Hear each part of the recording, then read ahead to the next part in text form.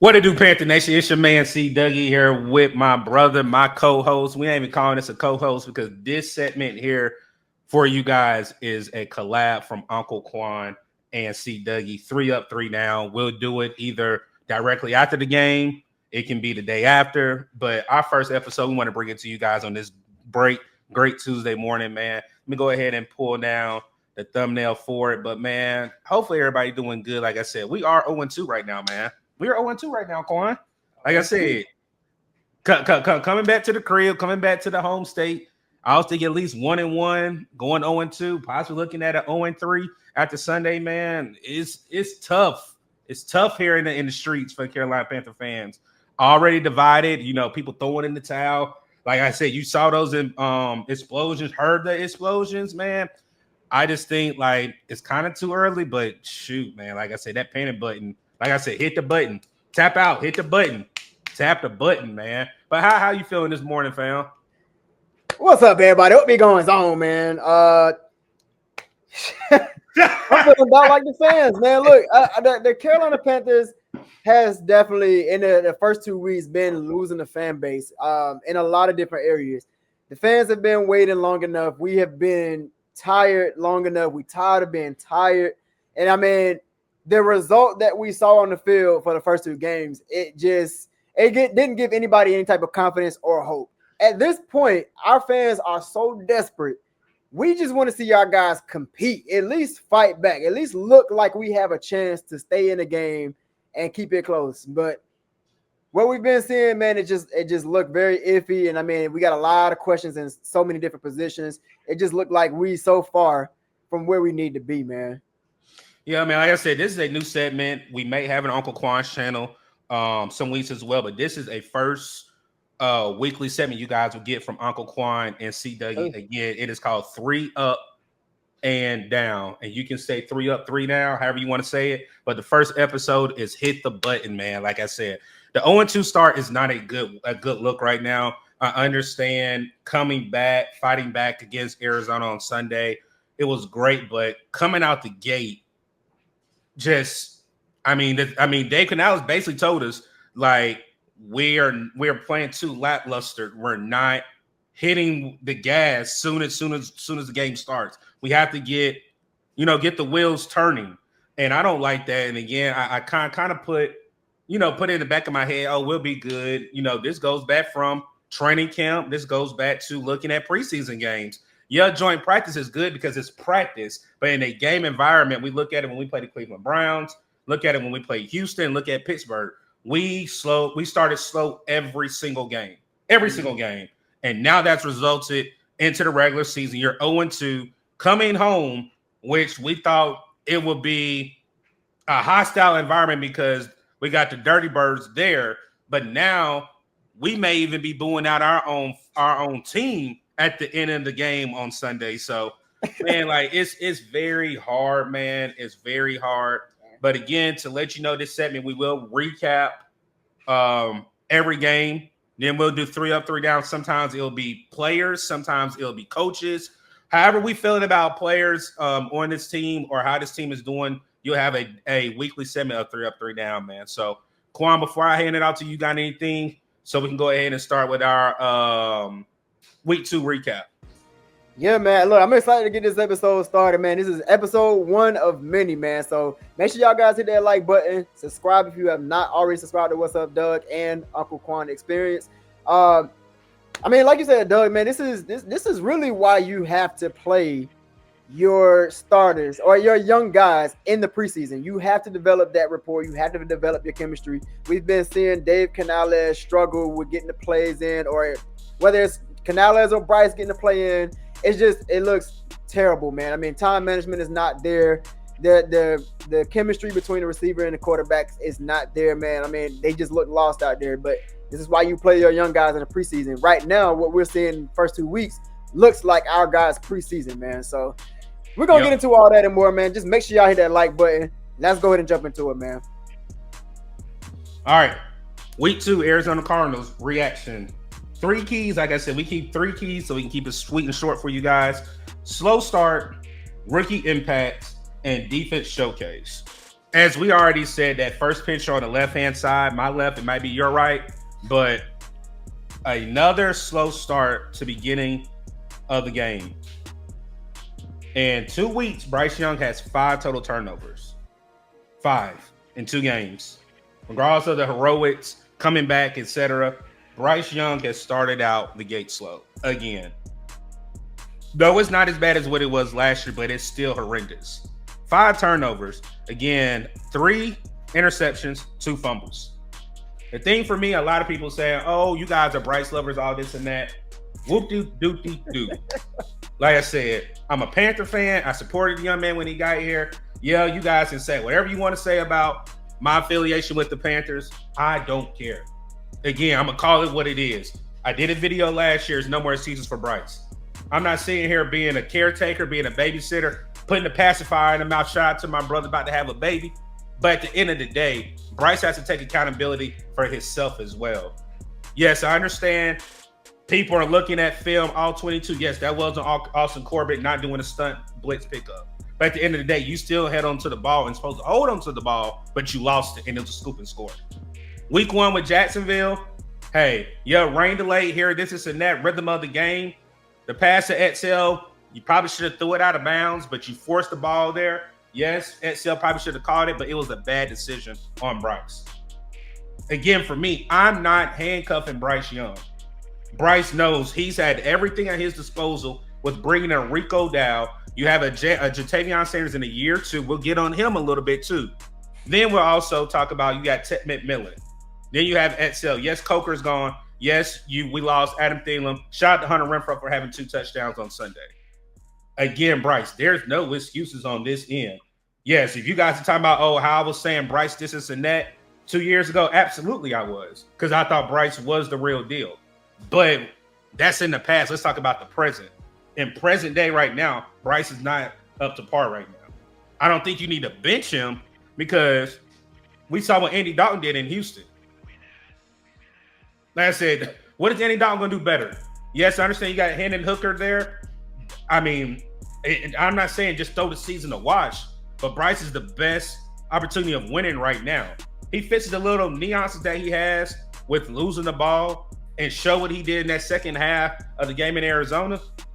I'm cool with it. But right now, hands, feet, everything needs to be on Bryce Young's neck right now. But at the end of the day, like I said, that slow start got to stop. It has to stop. It has to stop. It has to stop. What you think, Quan? Hey, I'm right there with you, man. And I'll tell you like this. There's a lot of blame to go around, but hey, focusing on this quarterback. I know, like Doug been telling y'all, yeah, we believed in Bryce. We saw that Bryce was not at fault, you know what I'm saying, his rookie year, yada, yada. I told y'all plenty of times on my channel, doing a lot of film on Bryce. I told y'all, let's let rookie year get out of the way. Let's see what year 2 can bring. Let's get into year 3 possibly. Now, we are at the point where we are in year 3. All that potential and he might can do this, that's out the window. That's gone. That is long gone now. What can you do for this team right now? You were drafted number 1. Overall, you are supposed to, you were handed the keys to the city. Do something with it. The fans are waiting for you to step up and be able to lead this team to victories. And what I'm seeing right now, Bryce Young doesn't have what it takes to make this franchise a winning franchise. You cannot win games with turnovers. Obviously, we lost the last 2 games with 5 turnovers. Doug just showed y'all last 2 weeks, 5 turnovers. That is horrendous. Yes, he tried to come back at the end, but guess what, chat? That whole Arizona defense was depleted. Everybody was getting injured left and right. Now, I'm not trying to take away from Bryce's performance at the end. And was it solid? Yes, but what would have looked like if the Arizona defense still played? Because once those guys went out, they weren't able to show exotic pressures anymore. They weren't able to throw different looks at Bryce anymore. So it made it a lot easy for Bryce to be able to read and get it to his guys. Now, even with that, we still weren't able to get it done. We had so many opportunities to get it done. They were giving us penalty after penalty. I mean, we had the ball. Defense got us the ball. We got an onside recover. An onside recover. How rare is that in this league, man? So you had plenty of chances to take it back, and we still didn't get it back. So right now, I am definitely side-eyeing Bryce. All that, hey, nah, like it's not just Bryce. Maybe let's see the potential he got. That's We ain't on gone. that type of time. We It's not on that gone. type of time, Year people. 3. That's what I've been saying. Let's see how he develops, and then maybe year 2, year 3, we can really see and evaluate what type of quarterback is Bryce. And right now, as of week 3, heading into week 3, Bryce Young is on my personal hot seat. Right now, I'm not gonna sit here and write him off as a bust. I'm not gonna write him off. Season is young, but my confidence level in Bryce is extremely low. When he drops back, I have no confidence in Bryce, none. Now, can he turn it around? I think he can. We saw him turn it around last year. Now, last year is in the past, but let's see what the rest of this year is going to be, man. This schedule is going to be brutal. So, I think this is going to be another one of those years, man. I don't see us winning over 5 games again, and that comes with the lack of confidence in our quarterback being able to lead us to victories.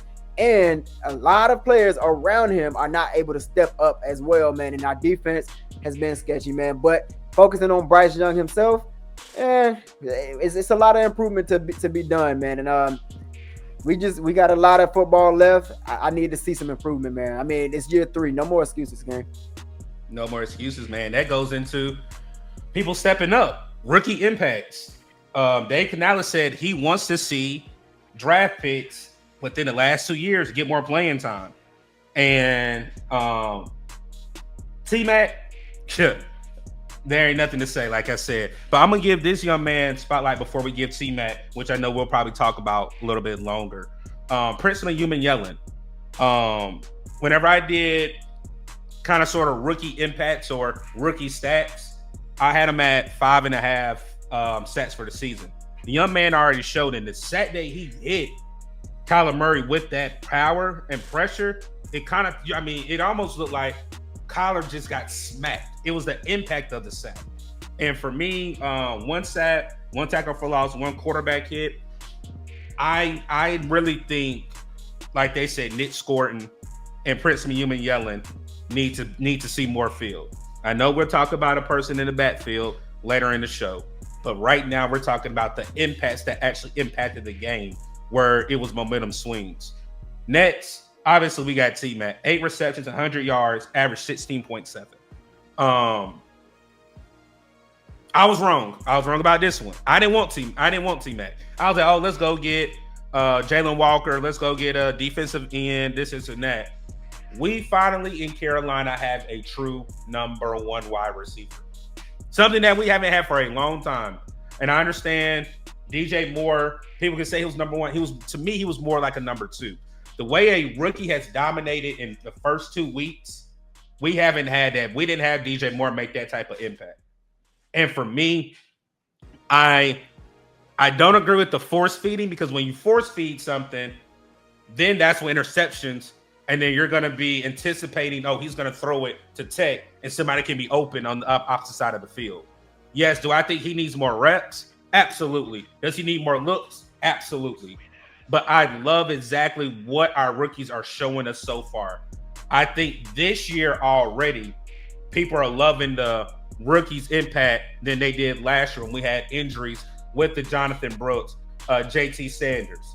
But when you look at the impact that Trevor Etienne has had on kickoff return, look at what Nick Scorton and Princely have been able to do whenever they've had opportunities, and let alone your number 1 your first round draft pick in Ted McMillan having 100 yards only in his 2nd career game. I really think the way that I'm hoping the season still goes, these rookies are going to be helping us win or lose down the stretch. What you got, Quan? Yes, sir, man. Hey, shout out to Ted McMillan. This is a guy, when we drafted him, me and Doug talking behind the scenes, man, I was like, you know what? This is actually not a bad pick, man. I watched a lot of his film. I watched a lot of his highlights. I did not think that the Carolina Panthers was headed in the direction of picking him. I thought we was going to go defense. So, I'm heavily anticipating defense. But once I saw the pick, I was like, you know what? This is actually not bad, man. But now I'm looking back on it, and I'm thinking, what if the coaches just didn't believe in Xavier Legette yet? Maybe they were like, you know what? We need somebody to challenge him. We might need somebody to really light a fire under Xavier Legette. And they followed up with it by getting Jimmy Horn. They're like, okay, so that's letting me know maybe Xavier Legette, they saw something early on, like, I don't know, man. We might just need some backups just in case.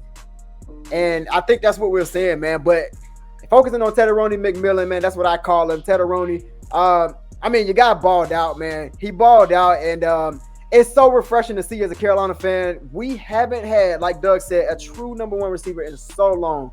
DJ Moore, our beloved DJ Moore, man, he has been a dog. But imagine having somebody like Ted McMillan and DJ Moore on the other side, man. I mean, like Doug said, DJ Moore could be a really, really, really good number two, man. And unfortunately for us, he just wasn't quite that number one guy, which it is what it is, man. But Tedoroni, man, seeing what he brought to the table as a rookie in the first 2 weeks, he just seemed to be that guy that flashed on your screen. You had a lot of confidence when the ball was going his way. He's going to snag it, man. And I don't have that same feeling for the rest of our guys, unless it's Jalen Coker. And Adam Thielen is gone. But yeah, looking at Ted and watching him play, man, watching him work and seeing this effort already so early on in his career, he is going to be a dominant force in this league. I'm talking about top 10, top 15 type of receiver. Mike Evans-esque, if you will, man. I mean, a dominant ball player, man. Somebody that can really stretch the field, and he can beat you short and intermediate, man. He has the full route tree in his bag. He's got strong hands. He can lower his shoulder. He's not afraid to lower his shoulder. He's not going to do a lot of dancing around you. So I really love what I saw, and I'm glad he had his first 100-yard game so early in his career. Right. But that's really just a product of good drafting. I'm glad he did fail to us at number 8. I love what I'm seeing from Tedoroni, man, and I think he's going to have a really good year. He's probably going to be in the run for Rookie of the Year. He's definitely going to get 1,000 yards as long as he's healthy. And I'm looking forward to seeing what else he brings to the table, and hopefully that Cali to Cali connection builds up, man. And going on to Prince Emmanuel, man, I'm glad he's getting more playing time because week 1, I didn't see number 3 enough. And really, if you will, I didn't really see enough of his play this week like I wanted to. But from what we did see, I love what I saw, man. I love the relentless pressure that he showed. His pursuit at the quarterback. He just seemed like he never gave up on a play. That's the type of force that we need on this D-line. Our D-line is constantly being tested with this run game. And I will say, man, week 2, we're going to talk about our linebackers later, but our D-line stepped up. You know what I mean? They were able to shut down a scrambling quarterback who I thought was going to have a field day on our defense. And James Conner, who's a really good running back. They were able to contain these guys and keep them within a reasonable rush attack, man. So good job on our defense, man. Prince Emmanuel, he had a relentless pursuit in that quarterback and in the run game. This D-line, man, I really want to see more of him coming off the edge and containing that. Same with Nick Scorton, man. I think they're going to be a really good duo as long as they continue to develop and as long as Evero uses them. Please, just continue to utilize these two guys, man, so they can develop and actually be a dominant force in this league. And also, Doug mentioned Trevor Etienne. Trevor Etienne is doing a really good job with that kick return, man. I mean, he seems to have a veteran understanding of where he needs to be at all times. And I mean, he's getting us up the field to get us good field position, man. And that's what you need. That's why you drafted Trevor Etienne, man. And I mean, he's showing up so far. I'm looking forward to seeing how he develops too, man. And hopefully he gets a little bit more carries on the ground game too on the offense. And then Quan, I was trying to throw you the alley hoop, putting the screen back up. The defense showcase. We held a team underneath 100 yards. Yep. With a scrambling type running back and the type of running back James Conner is. 82 total rushing yards, 1 interception, 4 quarterback hurries and hits, however you want to look at it. And for me, we saw this defense play one of their best games underneath the Gyro Evero's scheme. That game right there, you can't say, oh, the defense didn't give us enough. No, I can't do that.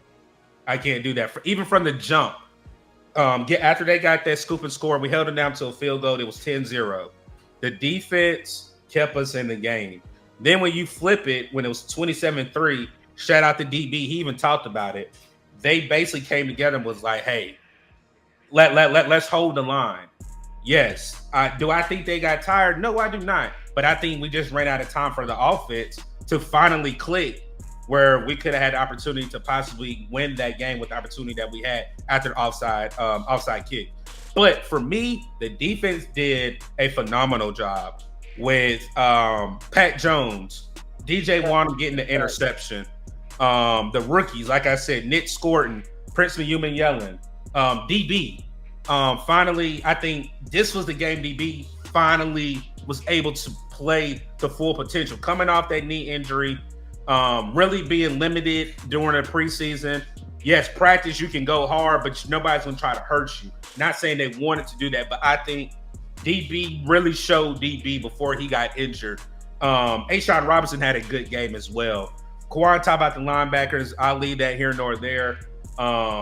Another player that I've criticized a lot is Mike Jackson. Had a very solid game. Very solid game.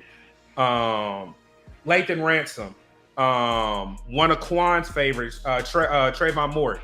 I think this defense, if they can come together like they did week 2, coming home to week 3 for your season opener, walls already against the back. I think the crowd, we are going to be with them. I think we will have a decent of showing because of the activity that they're going to have on Sunday as well. But I really think if the defense can do what they just did against Atlanta Falcons, against a divisional opponent, getting a first win against Atlanta Falcons to go 1-0 in the division and then get your first win in the win column, that momentum can transition into or translate into something going forward. But again, that defense, shout out to Jairo Evero and the scheme, shout out to the coaches, shout out to the players on that side. Again, this is what we want in Carolina's defense. No, the offense did not help, but this part right here, the defense did their job. Holding a running duo with a dual threat quarterback underneath 100 yards. Hey, man, like I said, y'all gave us the game. Our offense just couldn't hold their end of the bargain. But again, shout out to that defense showcase, man. Quan. Yeah, I mean, like you said, though, I mean, way to fight back.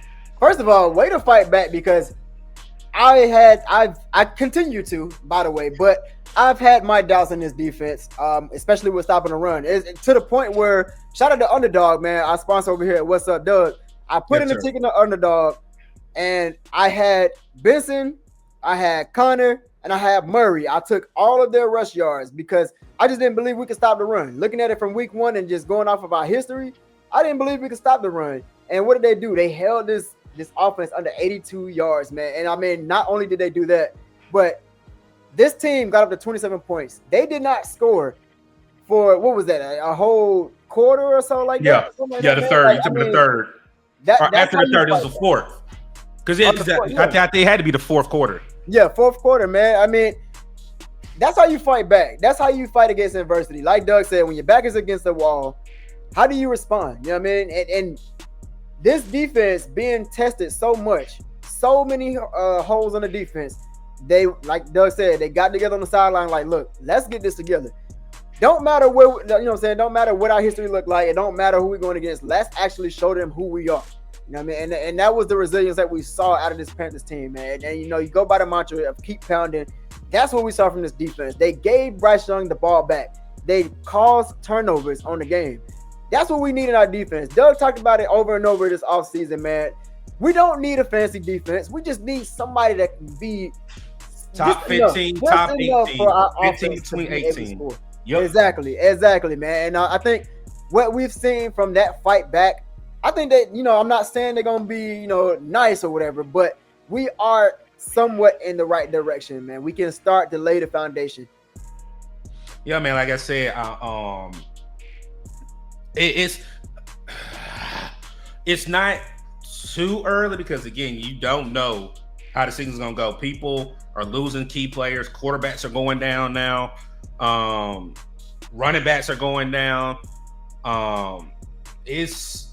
It's really, like I said, with Tampa Bay playing right now, or they go 1-1. We're only one game out. All right, it may be a game and a half out of first place. I'm not saying we're gonna win a division, but the season is very young. If we can get the wheels turned, we can flip the script. Again, we're not talking like week 9, week 10. We're literally 2 weeks. Again, winning in week 3 with the momentum that you had finishing the game. No, I don't like the way it came about. you can really turn the page on this season. But again, for our week 2 reactions, you got a slow start again, just like week 1, just like the 2024 season. Rookie impacts. I think Dan Morgan, as you guys have heard me say, hit this draft out the park. Like, I mean, I don't see there being one bad pick that we were able to bring to the roster to help this roster. And then a defensive showcase. We finally were able to see Ejiro Evero's scheme and defense work with our walls already against the back. I mean, they basically could have laid down and they could have scored more, but they want to hold their end of the bargain. And again, I think with us not playing so much in preseason, which is not an excuse, you got to come out the gate regardless, because now the record means something. But I do think we can build off this performance on the defensive side of the ball going against Atlanta Falcons. So, agreed. All right, 3 up. So again, welcome to our new segment with Uncle Quan and C. Dougie. It is 3 up, 3 down. Yes, sir. Or you can say 3 up and 3 down. So let's go ahead and get into the 3 ups. And Quan, I'm gonna pass it out to you. You can talk about any of the 3 players that we're gonna talk about. So starting out, man, I mean, again, we talked about T-Mac and the impact that he had already as a rookie. What a game. What a game by T-Mac. I mean, just when our hope just seemed lost. You know, you got turnover after turnover going on. Back-to-back drives. Who shows up when all the fans just seem lost? Number 4. Number 4 just seems so reliable. I feel like he's going to start to carry on the nickname. I mean, you had Greg Olsen carry on the nickname. You had Adam Thielen carry on the nickname. Now I think it's time for T-Mac to carry on the nickname of Old Reliable. You know what I mean? I think he is really that guy that we can lean on with this offense. Somebody that can really help pick up this offense tempo. And I really feel like when Jalen Coker gets back, I feel like when we have our true number 2, somebody that can really take the pressure off of everybody else, I think it's going to be a beautiful thing, man. Just my opinion. Having Jalen Coker and T-Mac on the other side, it's gonna be some problems, man. It's gonna be some matchup nightmares. But T-Mac, I'm loving what I'm seeing from him in just the first 2 weeks, man. Already off to a good start. I think he's gonna build on it, and again, I think he's gonna get 1,000 yards on the year, man. There's nothing else to say. Like I said, second career game in NFL 100 yards. Quan said that Cali connection, regardless of Bryce not playing up to our expectations. That one where T-Mac took, I thought that he caught it right at the 40. I thought actually I was gonna take it to the house. Yeah, he got straight down, but hey, like I said, I'm liking the young man. Again, we finally have our own number 1 wide receiver. We don't have to go after somebody else's wide receiver. When Jalen Coker comes back, I really think that's going to even open up the playbook even more. There is a player we're going to talk about. You guys can probably figure out who's on the 3 down, but I really think we have our dog. One thing Dan Morgan wants to have is dogs on this team. You have a dog as a rookie as your wide receiver 1. Mm-hmm. Only thing is I think the sky's the limit. Quan said 1K. I think right now he's at 1. Is it 170 or 160 something? It's either 168. I thought it was 170. So right now, I mean, we're already about to be at 200 yards in 3 games. Mm-hmm. So I mean, he's on a good track, on a very good track to get that 1K as a rookie. So I'm gonna talk about a person that we haven't talked about, and then we'll close out with our 3 up. Let's talk about Lathan Ransom. Let me cam up real quick. Nick Scott, your days are numbered. That's all I'm gonna say. Your days are numbered. Yes, we've been talking about it. I don't understand what Ejiro Evero loves about it. Every game so far in 2 games, you have given up a blown coverage. Quan knows I love corners. Quan will break down the film. We ain't here for that. This is a call to you man up or go sit down. Because again, I will be in section 1. Well, we will be in section 137. And I pray to God you're not close to me. I pray to God you're not close. But I think Lathan Ransom needs to be taking that spot. You see the impact. I've even seen it through teammates say you feel his impact on the field. We saw it in preseason. Yes, he did have a bad whiff against the Pittsburgh Steelers, but he will rock your can when he's able to put those feet in the ground and make a sure tackle that we need. I can't wait to see the tandem of Lathan Ransom and Trayvon Moore being the last two on the defense for the defense. He did get more snaps, but I need to see more, and hopefully, it's not too much longer where he'll be running out on first team defense. I know they did bring him in for certain packages, but I think he needs more reps. Again, we've seen enough from Nick Scott. There's nothing else for us to see from him. What is there to lose where a rookie, he can't be any worse. He may make rookie mistakes, but when he's been given the opportunity, I think Lathan Ransom has shown better on film. So for me, our second 3-up for the Carolina Panthers right now going into the season week 2 is Lathan Ransom. Yeah, man. I mean, we talked about these rookie impacts. Lathan Ransom is definitely a guy I've had a lot of confidence in, especially watching this preseason. I mean, you feel the energy and the aura through the screen. I mean, this is somebody that enjoys being out there, somebody that's playing with a dog mentality. He don't care who he up against. He's going to lay the wood on you just like Doug told you, man. And then my favorite type of safety to watch in this league is a safety that is not afraid to come up in that box and lay a helmet on your ass. So, but he is not afraid to come up and make a play. Lathan Ransom and Tremo are two of those examples of the safeties that I talked about. They love contact, they love to stop the run, and they can also drop back and cover. So get this man more reps. Like Doug said, it can't be any worse than the product that we've been seeing on the field with Nick Scott. Nick Scott has been terrible. I mean, it's no other way to put it. It's been terrible. And I mean, it's time to hold him accountable. Just like y'all benched Bryce in the first 2 weeks last year, bench him. Why is he still on? I was thoroughly surprised that he even made the team. I was breaking down the film, talking about Corey Thornton on my channel, and we paused for a brief just to talk about the touchdown that was given up. And of course, you got Nick Scott getting burnt. I mean, all preseason against nobodies, he's getting burnt. He's just showing you he is not capable of being the starter in this league, or if he's not even capable of competing with a practice squad player. I don't understand how he's your starter. You drafted a safety, use that safety, man. Anybody but number 21 at this point. We even seen the clip. I'm pretty sure a lot of Panther Nation seen the clip by now. He playing around in practice. He don't care, man. Dancing. That's getting on my nerves. Yeah, like Nick Scott over here doing dances, and like, I mean, what are you doing? You're not good enough to be walking around practice dancing. Lock in, get right, use the opportunity that you got, but clearly you can't do that. So just like Doug said, I'm over it, man. Just like Panther Nation, I can speak for all of Panther Nation when I say, please get number 21 out of here, man.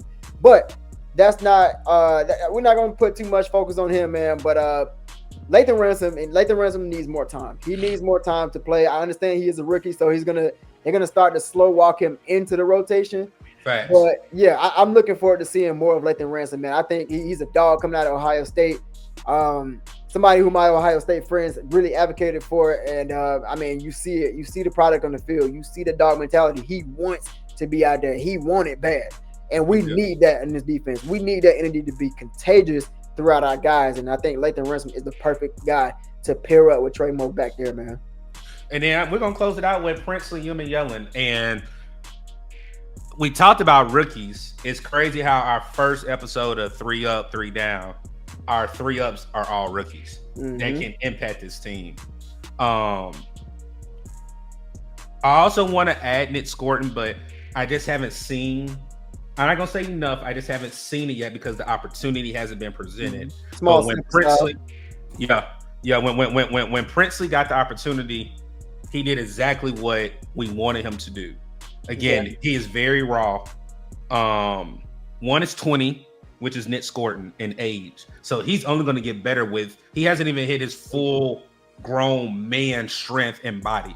But I'm loving what Princely showed with the opportunity, and it's crazy how Dan Morgan called it out.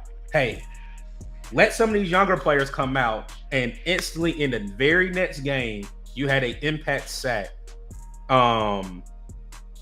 in your second career game. So for me, and for us, I really think these are great 3 Up, 3 Down. There's other players we possibly can talk about, But I think these three rookies have made the most impact right now when they've had the opportunity in a young season. Timo has knocked it out. Princely with more opportunities, and one player that we're just waiting at the helm to get more opportunities is Lathan Ransom. So, with the good, there's always bad. And let's go ahead and go with the bad, man. You got Christian Roseboom, Xavier Legette, and Austin Corbett. 3 down that have I'm trying to say it nicely, have really impacted this team. And I'm gonna say this. Shout out to Black Cat Panther Podcast Q and Goat Kendall. Kendall has called this from the jump, and I gave him credit yesterday. We need linebackers. We need linebackers, and they said that it has not helped us since the surprising retirement of Luke Kuechly. We have never filled that room correctly. I thought Trevin Wallace would be good. It's a hit or miss because he had a very blown coverage whenever we played in Jacksonville. But Roseboom, bring back Shaq. Bring somebody. Bring somebody, because again, what you just displayed 2 weeks in a row, my brother. If you were on my job, you would be fired. I'm not calling for you to lose your job because this is your livelihood. But right now, this is not good. For you to have the green dot as well, not good. Not good at all. All the whiffing, blown coverages. I understand now why you possibly had 100 certain tackles with the Rams. Then I understand why Rams fans were happy that you were gone. Like I said, it's no more saving anybody, Quan. I hear you. We don't, and I hate when people say, "Oh, Doug and Quan." No, there's not saving. We're just optimistic, but that optimism has to go out the window whenever there's film there to be looked at. Christian Roseboom is not the answer. Is Bam Martin Scott the answer? I don't know. He's a rookie. But again, Roseboom, Dan Morgan, you flopped on this position right here. That linebacker core is not what it is, and it is not your playing style. Because you are a dog. We may not have seen it, but when are we gonna see it? Because right now, in 2 games, it's terrible, my guy. Terrible.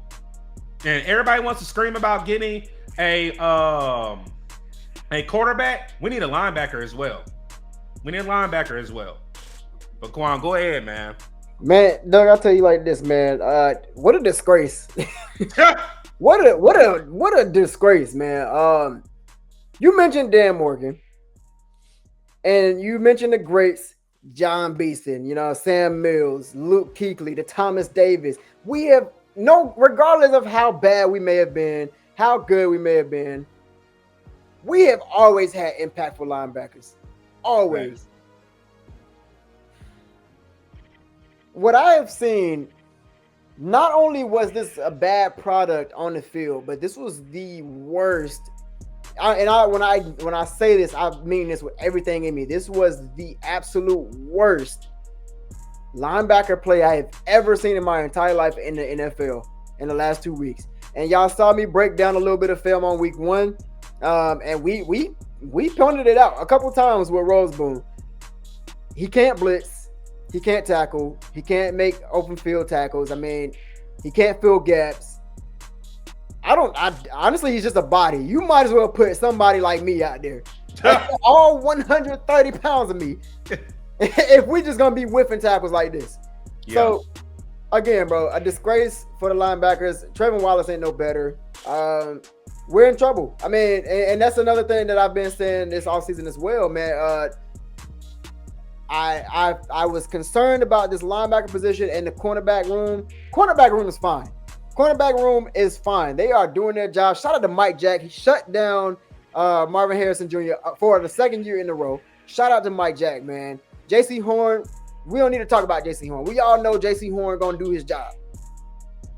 But these linebackers, my goodness, man, we going to have to do something quick. Like real, well, I mean, it's going to take some time. I get it. We're going to have to build in the draft, possibly go through the free agency next year, man. But it's gonna be a long season, chat. It's gonna be a long season with these linebackers because neither linebacker that we have are impactful at all, and they can't tackle. And that's what you do at linebacker. That's what you're paid to do, tackle. You're here to tackle. You're here to do a job. And Roseboom is a disgrace of a linebacker. He's a disgrace to the position, not just Carolina, the position of linebacker. I have never seen something so bad. I mean, every time I see him on the screen, I want to throw up. You know what I mean? Yeah. It's bad. Like when you pulled up the picture, I'm just looking at it like, yo, I'm getting queasy. You know what I mean? Yeah. But I digress, man. I'm over him. I don't want to see him no more. But what else do we have at this point? Like you said, bring Shaq back at this point. I mean, if we're just gonna be arm tackling, missing tackles, honestly, he ain't even getting an arm on him. He getting shaked out his cleats. That's what it is. It's just bad. He getting stiff. He got stiffed arm by a little receiver. Yeah. Little Marvin Harrison Jr. He got stiffed arm, man. You're a linebacker. There's no way. There's no way, man. It's embarrassing. All right, let's go ahead and go to the wide receiver. Exhale.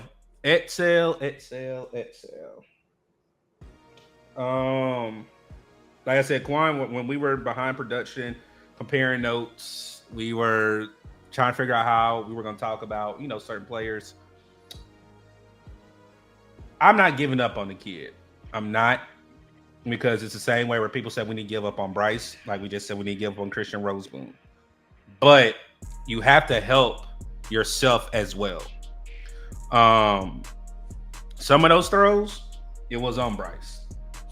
Some of the misses were on Etzel. But one thing that stood out to me is effort. And the only thing I've been saying is accountability and execution. When we were, I think that pass that was right before the half, right before we punted, JT Sanders supposedly dropped it. You walked back to the huddle. You didn't have any effort. You didn't have any urgency. You didn't have anything. Body language is a big thing at Sale. Again, I'm not giving up on you. Again, I think I know what you're capable of doing. But again, just like people wanted Bryce to be benched, they're calling for it now. Again, I'm not going to take Quan's point because I know he's going to say this. But when we traded up for you in the first round, you still had Ladd McConkey. You had Keon Coleman. You had other wide receivers right there. Those are just two wide receivers that I liked that we could have went and got. But we brought you and traded up to have you be a Carolina Panther. I understand you were dealing with injuries last year. Suppose you have a clean bill of health right now. Nothing is lingering. You have to help yourself, young man. Being a person or the second NFL player in NFL history to have 8 targets and negative yards, my God. That's all I can say is my God. Like, why us for you to make negative history? But for me, man, like I said, I mean, he is truly a 3 down. He has to be. Yeah. Like I said, just like y'all want Bryce, some people are saying Bryce, him and Etzel need to get on the partner or on the little train and sit right beside each other. But again, I'm not giving up on him. But I know, like Quan said, that if you guys remember, we did a pressure meter. That cooker is starting. You know how you got that gas and you wait till that flame start? That it's starting to flicker right now, my guy. It's starting to flicker. But nah, Quan, like I said, I really don't think I wouldn't give up on him quite yet. But it's not looking good for Etzel either, man. I mean, I agree, man. I mean, I got so much to say about XL, man. He was one of those guys. I was like, okay, let's give him grace. Rookie year, so you're gonna go through some growing pains your rookie year. He had supposedly he had a wrist injury that he didn't really like to speak too much about. Okay, that might be the reason you're dropping a little bit. Okay, I get it. Year 2, let's see what he got. Okay, off season. Glorilla video. Okay, or SL outside, man. Okay, I like what I'm seeing, man. He doing the Kentucky Derby, the horse stuff, the commercials. I mean, like he's the beloved XL, the Xavier Leggett. Hey, don't forget that raccoon burger we got at the stadium too. That's gonna be available next year. we eating raccoons out here because of Xavier Leggett. The impact that he's had. He became my mom's favorite player. I mean, he's just beloved Xavier Leggett. But when you get on that field, it starts to make you question why. Yeah. Why? You know what I mean? You did all of this in the offseason. It starts to make you question, did you really lock in this offseason, or were you just doing side quests everywhere, just having fun, man? You're like, you know what? This rich life is nice. I like, yeah, ball is cool, but I want to do all this. Lock in, gang. Lock in, man. This has been horrible for the first 2 weeks. And I mean, especially for somebody that's coming off your rookie season, you got fans looking at you side-eye. You completely lost the fan base now. Completely. Nobody believes in you right now. I mean, Doug just pointed out, you just broke a record or tied a record, same thing, for having negative yards on 8 targets. That's bad. That is bad, man. Like, how do you expect a quarterback to trust you if you can't perform? I mean, simple catches where you can just simply get your toe in. He can't do that. I mean, it just seemed like every time I see him on the field, he's getting bullied by a little DB. We drafted him for his size and his sheer athleticism, and we are not seeing any of that. That South Carolina Xavier Leggett, I haven't seen it yet. I haven't seen the burst of speed after the catch. I haven't seen him trucking people. I haven't seen him complete the route tree yet, man. I haven't seen him with the crazy catch radius and catches and stuff like he did in South Carolina. I haven't seen none of that. Yeah. It's bad. He's constantly getting bullied by DBs. He's not able to outmuscle anybody. Nobody's threatened by him. Nobody is afraid of Xavier Leggett. And it's just sad. At this point, I would rather you put in Jimmy Horn for his spot. Let somebody else do it, man. When Jalen Coker comes back, I would love to see Ted McMillan, Jalen Coker.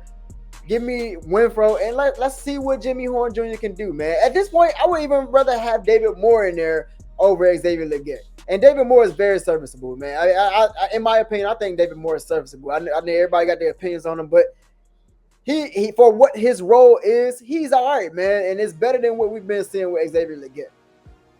That's what I got on Xavier Leggett, man. Honestly, I'm over him. I mean, am I going to write him off as a bust? It's still too early to go ahead and pull out the B word, but I understand why a lot of fans are going ahead and pulling out that B word for him, man.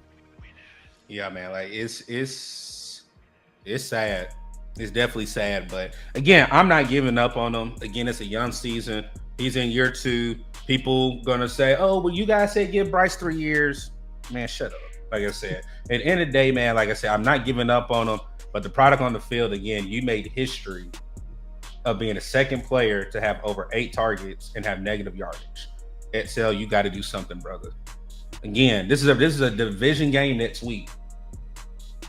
You put up, we win, everybody gonna shut up. Yeah, facts. That's one of my favorite sayings: put up or shut up. So, Facts. Our last one here for 3 down is Austin Corbett. And I'm going to be very respectful with this, with the news of him being on the IR, but the MCL may come back. I didn't see him beating out Cade Mays the way the offensive line played when Austin Corbett went down. I think we went with a veteran over giving Cade Mays the opportunity where he showcased winning that job last year. We just gave it back to Austin Corbett because he was the original starter. The missed snaps, high snaps, not recognizing blitzes, you are the signal caller on that line. I've seen Damian Lewis help with recognizing certain players, certain blitzes, but you're the person, the leader of that offensive line, and you did not do a great job to start the season. Again, I hate that you got injured. They talked about how you were emotional after going into the locker room after the game. I'm hoping and praying for a speedy recovery for you, but some of these issues that we've had on offense have been a result of you as well. I'm hoping Cade Mays can build off of what he had last year and coming in once you went down. But again, some of these miscues have been on Austin Corbett to start the season. So for me, Quan, again, like I said, respectfully, I'm not going to go too hard because he is now on the IR and may be out for the season. We also lost Robert Hunt right now to a torn bicep. So that's not good either. But for right now, 3 down, respectfully, with that asterisk, is Austin Corbett due to an injury. I mean, where I'm at with it, I mean, accountability is everything. I mean, he played bad, like you said. I mean, time after time, we've seen high snaps, and we saw it week 1, but it continued into week 2. Like, there was no improvement. There was no sense of urgency. I mean, Bryce is steady clapping. Gotta go. Like, it just is no sense of urgency from him. You know what I mean? And bad snaps. I mean, when you snapping the ball so high for a short quarterback already, it's going to delay a whole entire play. And we've seen that plenty of times. It allows the blitz to come through and execute. When you got to snap that high, that delays the play by like a millisecond. And that's enough for the NFL to take advantage of, man. So it delays the handoff, it delays play action, and it gets our defense or the opponent's defense in our face. You can't have that in this league, man. I mean, you've had all this repetition to practice with Bryce Young. Get right, man. Get right. Or maybe this is a result of not playing them in the preseason. Who knows, man? But don't fix what's not broken, man. I mean, last year we had our center. Don't switch it up. But it is what it is, man. I hope he gets right. I mean, I really do. I hope he has a speedy recovery. You never want to see nobody go down with an injury, regardless of how you're feeling about him. But, you know, I do stand on what I say when that performance was just terrible. It was bad, man. And you put your quarterback and your team in a bad position, and the offense just really struggled because of that. There was no sense of urgency to snap the ball. You couldn't recognize pressures and stuff like that, man. Like you said, D-Lou had to kind of help out in that area, but just bad overall football, man. Bad football. Yeah, man. Like I said, a speedy recovery, like I said, it's Kate May's time. So to recap our 3 up, 3 down. For our 3 ups, you got T-Mac, Prince Human Yellen, and Lathan Ransom. 3 down, you have Christian Roseboom, Xavier Legette, and Austin Corbett. Right now, Quan, shout it out. I wasn't even going to talk about it tonight. Shout out to our sponsor over here, Underdog Fantasy. Again, we will be live Thursday, and we got a guest, Quan. They just confirmed with us. And also, real quick, before I talk about the guests on Thursday, we're going to preview more of the Atlanta Falcons. Also, if you are using Underdog Fantasy and you need help and you think that you're just putting too many entries in, not seeing your winnings or winning, definitely call their hotline.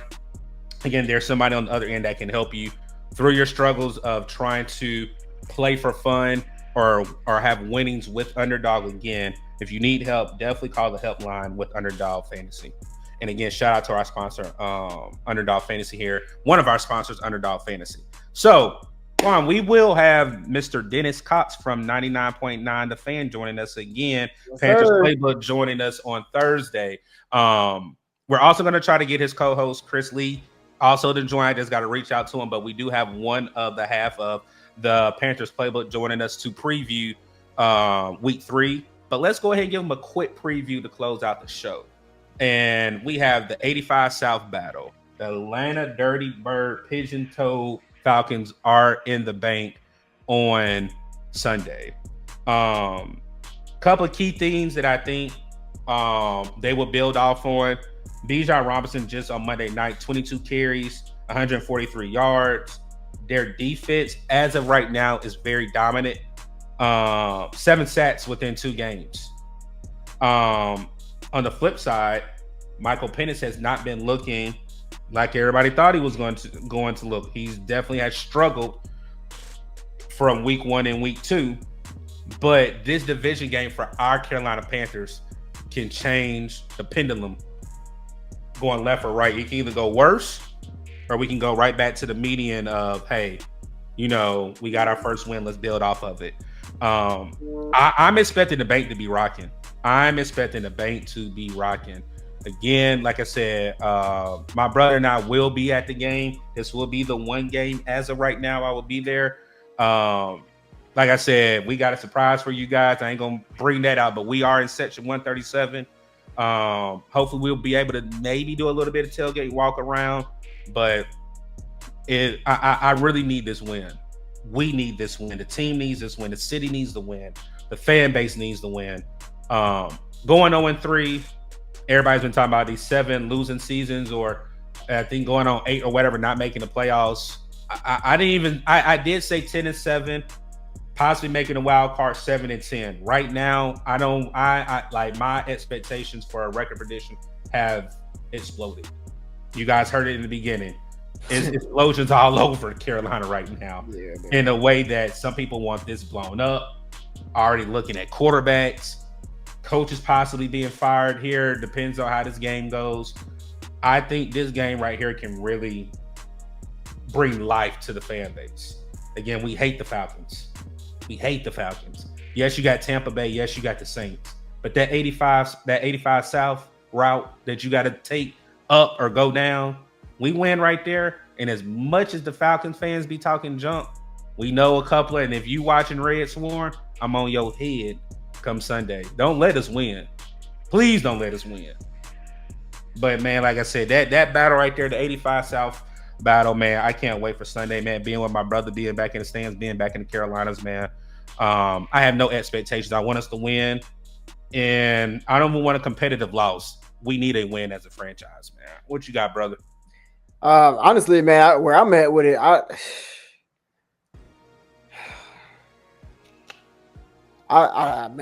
got to be careful how I choose my words, but confidence level, like I said, is low.